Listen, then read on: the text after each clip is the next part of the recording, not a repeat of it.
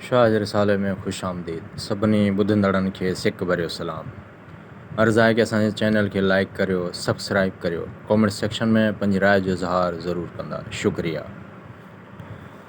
कंवर कली जा कोडिया जानकी ताईं जी, मथां उड़न असरी रुक प्यालो पी, गाह ॻुझनि जो थी वेठी जन वर थिया। हुर हली आयो मांझी मर्दानो, आहियां आशिक आग जो पतंग परवानो। मन राज़ी थिए रसूल रब जो, नबी तो नानो, ही सर समानो घोट मथाई घोरियां। छपर जीअं पहूं तीअं रण ॻुझनि रानियूं, वनका वठनि गॾिया डोड़ियूं ॾींहनि डाहूं। महाइन वहूं नीर महांगो कंदियूं, कोपा कली कोडिया रावत कीअं रहनि।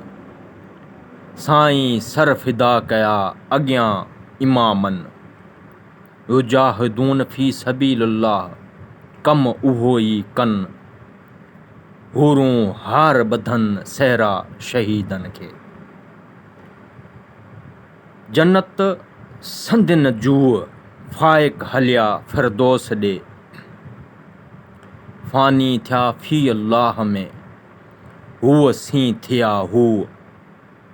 रब ॾेखारियनि रूह उन्हनि जे अहसान सी। हसन मीर हुसैन खे रुनो टिन टोलनि, घर माढ़ियनि झंग मरवई उभनि ऐं मुल्कनि। पखियुनि पाण पुछाड़ियो त लॾियो होत वञनि, अला शहज़ादनि सोभूं ॾींहुं सचा धणी। हसन मीर हुसैन जो जन न हींअरे जार, ख़ालिक रब जबार कीअं मरहींदो तन खे। हुई हिदायत हुर खे अज़ल में इस्लाह, चढ़ी आयो जंग ते हली हिन पार। ईंदे चयाई इमाम खे घोरियसि आऊं मथां, या ला युकल्लिफुल्लाहु नफ़्सन इल्ला वसिहा, जेका पुछंदमि सा।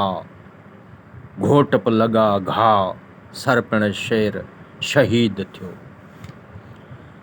ॾाढ़ी रत रतियास ॾंद न ॾाढ़ूं गुल जीअं, 14 मां चंड जीअं पिड़ में पा ॻड़ियास। मेड़ीअ में मोहम्मद जी मुर मुर की मास, तंहिं सूरह खे शाबाश जो मथे पिड़ पुरज़ा थई।